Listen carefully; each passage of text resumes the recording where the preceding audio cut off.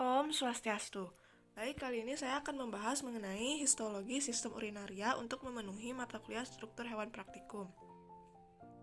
Perkenalkan, nama saya Made Ayu Malina Dewi, NIM 1913041005, kelas 3A Pendidikan Biologi. Histologi sistem urinaria terdiri dari yang pertama, sepasang ginjal dan ureter, satu kandung kemih, dan uretra. Ginjal. Setiap ginjal memiliki sisi cekung, yakni hilus tempat masuknya syaraf, masuk dan keluarnya pembuluh darah dan pembuluh limfe, serta keluarnya ureter dan memiliki sisi lateral yang cembung. Ginjal dibagi menjadi korteks dan medula. Pada manusia, medulanya terdiri dari 10-18 struktur piramid. Dari dasar setiap piramid medula terjulur berkas-berkas tubulus yang paralel, yakni berkas medula yang menyusup ke dalam korteks. Kapsula Bowman. Kapsula Bowman terdiri dari lapisan parietal dan lapisan visceral. Di antara kedua terdapat ruang urinarius yang menampung cairan yang difiltrasi melalui kapiler dan dinding visceral. Setiap corpuscle renalis memiliki dua kutub, yaitu kutub vaskuler dan kutub urinarius.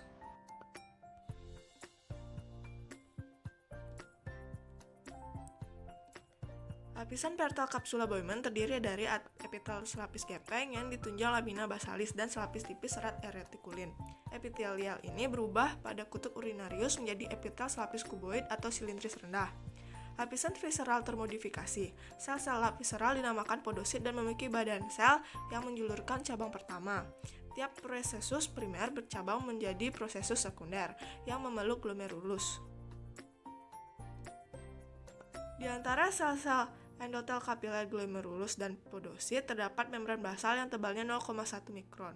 Lapisan ini merupakan sawar filtrasi yang memisahkan darah dalam kapiler dari ruang urinarius.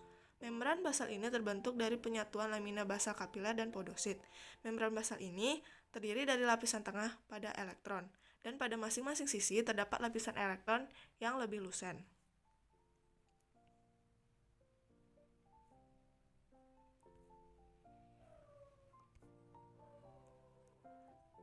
Filtrasi glomerulus dibentuk sebagai respon atas tekanan hidrostatik darah terhadap tekanan osmotik koloid plasma dan tekanan hidrostatik cairan dalam rongga urinarius.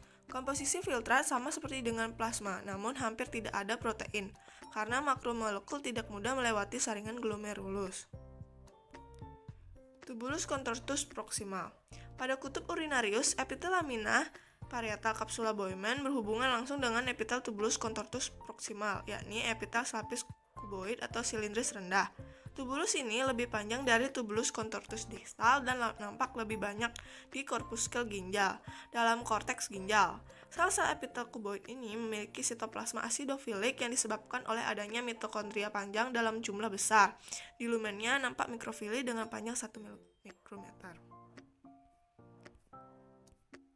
Sitoplasma apikal. Sel-sel ini memiliki banyak kanalikuli, di antara pangkal mikrofili yang meningkatkan kemampuan sel-sel tubulus proksimal untuk menyerap makromolekul dengan vesikel pinositotik yang telah melalui saringan glomerulus. Vesikel ini akan menyatu dengan lisosom sehingga makromolekul akan terdegradasi dan monomer kembali ke sirkulasi. Tubulus proksimal mengabsorpsi seluruh glukosa, asam amino, dan lebih kurang 85% natrium klorida dan air dari filtrat. Selain mengabsorpsi, tubulus proksimal mensekresi kreatinin dan substansi asing bagi organisme seperti asam para aminopipurat dan penisilin ke dalam filtrat. Lengkung Henle. Ansa atau lengkung Henle adalah struktur berbentuk U yang terdiri dari segmen tebal descendens, segmen tipis descendens, segmen tipis ascendens, dan segmen tebal ascendens. Segmen tebal descendens secara histologi sama seperti tubulus proksimal. Segmen tebal ascendens secara histologi sama seperti tubulus distal. Di bagian luar medula, segmen tebal descendens memiliki diameter 60 mm. Tiba-tiba menyempit menjadi diameternya 12 mm. Dan berlanjut sebagai segmen tipis descendens. Lumennya lebih lebar karena terdiri dari epitel selapis gepeng. Sepertujuh dari semua nefron adalah nefron justamedular. yang terletak di perbatasan korteks dan medula. Nefron lainnya adalah nefron kortikal. Semua nefron berfungsi sebagai filtrasi, absorpsi, dan sekresi. Namun, nefron juxtamedular terutama penting untuk mempertahankan gradien hipertonik dalam interstisium medula, yaitu dasar kemampuan ginjal dalam menghasilkan urin hipertonik. Ansa Henle menciptakan gradien hipertonik di dalam interstisium medula yang mempengaruhi konsentrasi urin sangat mengalir ke ductus colligentes. Proses ini didasari transport aktif natrium klorida dari tubulus untuk membentuk gradien hipertonik dalam interstitium medula yang dibutuhkan untuk pemekatan urin. Tubulus contortus distal. Segmen tebal ascendent Ansa Henle menerobos korteks dan menjebak berkelok-kelok dan dinamakan tubulus contortus distal. Seperti segmen ascendent, tubulus ini dilapisi oleh epitel selapis kuboid. Walaupun keduanya terdapat di korteks, namun tubulus distal tidak memiliki brush border, tidak ada kanalikuli apikal dan ukurannya sel yang lebih kecil. Tubulus distal mengadakan kontak dengan kutub vaskular di daerah korpuskel ginjal. Pada daerah ini, epitel tubulus distal terbondifikasi menjadi nampak lebih gelap karena intinya rapat dinamakan makula densa. Tubulus dan ductus colligentes. Urin mengalir dari tubulus distal ke tubulus colligentes yang bergabung dengan ductus colligentes yang berangsur-angsur melebar sewaktu mendekati puncak piramid. Tubulus colligentes yang lebih kecil dilapisi oleh epitel selapis kuboid dan garis tengahnya kurang dari 40 mm lama-lama membesar menjadi 200 mm di dekat puncak piramid. Aparat juxtaglomerular. Dekat korpuskel ginjal, tunika media arteriol afferent memiliki sel-sel otot polos yang termodifikasi. Sel-sel ini dinamakan sel juxtaglomerulus dan sitoplasmanya memiliki banyak granula sekretoris. Makula densa tubulus distal dekat dengan arterio afferent yang mengandung sel juxtaglomerulus. Keduanya membentuk aparat juxtaglomerulus. Bagian lain dari aparat juxtaglomerulus adalah sel mesangial extraglomerulus atau sel lacis. Sel juxtaglomerular menghasilkan renin yang mengkonversi angiotensinogen menjadi angiotensin 1. Vesika urinaria. Kandung kemih dan saluran kemih berfungsi menyalurkan dan menampung urin yang dibentuk di ginjal. Calyx, pelvis renalis, ureter, dan kandung kemih memiliki struktur histologi yang sama dengan dinding ureter makin menebal sewaktu mendekati vesika urinaria. Mukosa organ-organ ini terdiri dari epitel transisional dan di bawahnya terdapat lamina propria. Epitel transisional vesika urinaria dalam keadaan tidak terenggang memiliki tebal 5-6 sel. Sel superfisial membulat dan menonjol ke dalam lumen. Vesika urinaria memiliki tampak pada gambar.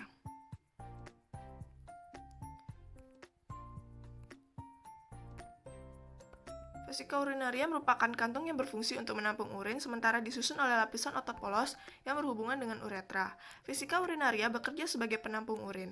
Organ ini berbentuk seperti buah pir atau kendi, letaknya di belakang simfisis pubis di dalam rongga panggul. Vesika urinaria dapat mengembang dan mengempis seperti balon karet. Dinding kandung kemih terdiri dari lapisan sebelah luar atau peritoneum, tunika muscularis atau lapisan merotot, tunika submukosa, lapisan mukosa atau lapisan bagian dalam. Ureter.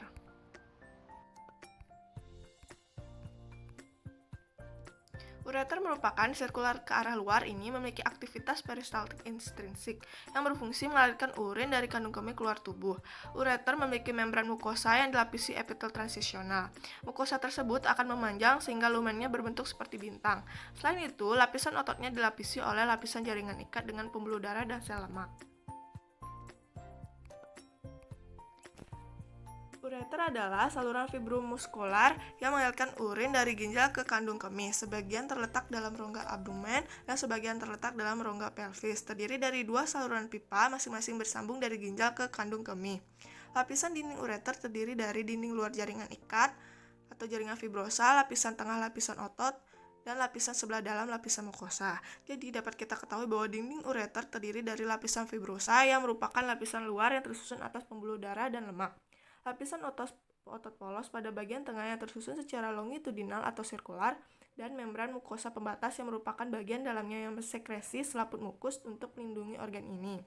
lapisan otot yang tersusun secara longitudinal ke arah dalam dan otot.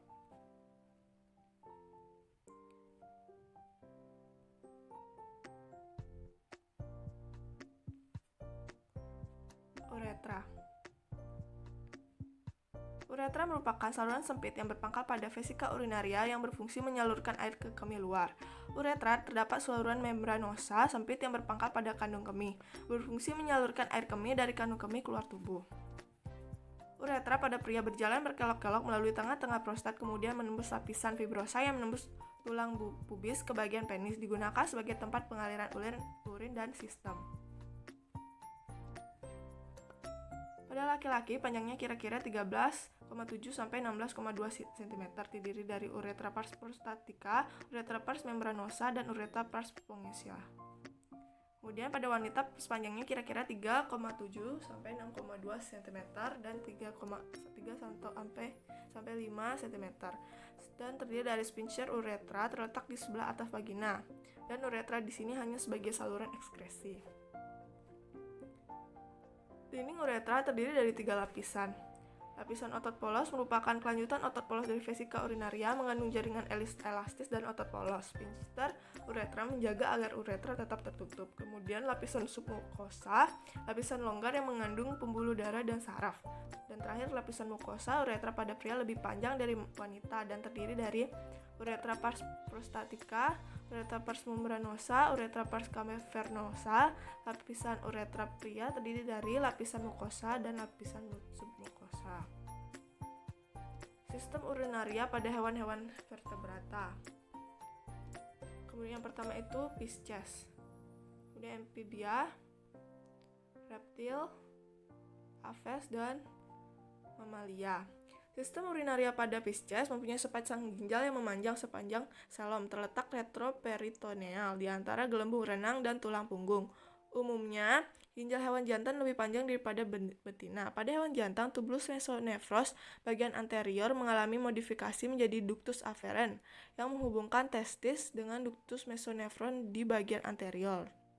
Kemudian pada sistem urinaria pada amfibia, ginjal berjumlah sepasang terletak di retroperitoneal, hampir sepanjang selom, pipi dorsoventral. Pada sisi ventral ginjal terdapat kelenjar adrenal yang merupakan bagian dari sistem endokrin. Pada hewan jantan, tubulus mesonephros bagian interior termodifikasi menjadi ductus efferens yang menghubungkan antara testis dan ductus mesonephros. Sistem urinaria pada reptil berjumlah sepasang, berukuran kecil, sepanjang setengah rongga perut. Permukaannya berlobus, terletak retroperitoneal di daerah pelvis. Dari sisi ventral, masing-masing ginjal keluar ureter. Pada hewan jantan, sebelum bermuara ke kloaka, ureter bersatu dulu dengan ductus deferens, sedangkan pada betina bermuara langsung ke dalam kloaka. Kemudian pada sistem urinaria pada aves, sepasang ginjalnya terletak retroperitoneal, di mana di daerah pelvis pada lekukan tulang kelangkang. Ginjal umumnya terdiri dari 3 lonus. Pasang ureter pendek keluar dari ginjal menuju ke kaudal dan bermuara langsung ke dalam kloaka. Ginjal tidak berhubungan dengan gonad. Aves tidak memiliki kantong urin kecuali burung unta. Zat ekskresi berbentuk agak padat seperti pasta dikeluarkan bersama feses. Dan terakhir adalah sistem urinaria pada mamalia. Mamalia mempunyai sepasang ginjal yang berbentuk seperti biji. Kacang buncis terletak di retroperitoneal, melekat pada dinding tubuh bagian dorsal. Permukaannya relatif licin dan tidak berlobus. Dan ginjal tidak berhubungan dengan gonad. Ureter ke dalam uretra dan otot sphincter pada perbatasan kantong urin dan uretra mengatur jalannya urin.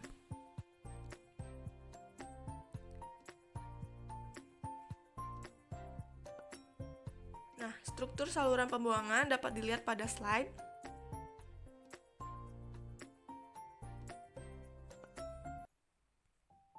Baik, terima kasih atas perhatiannya. Terima kasih.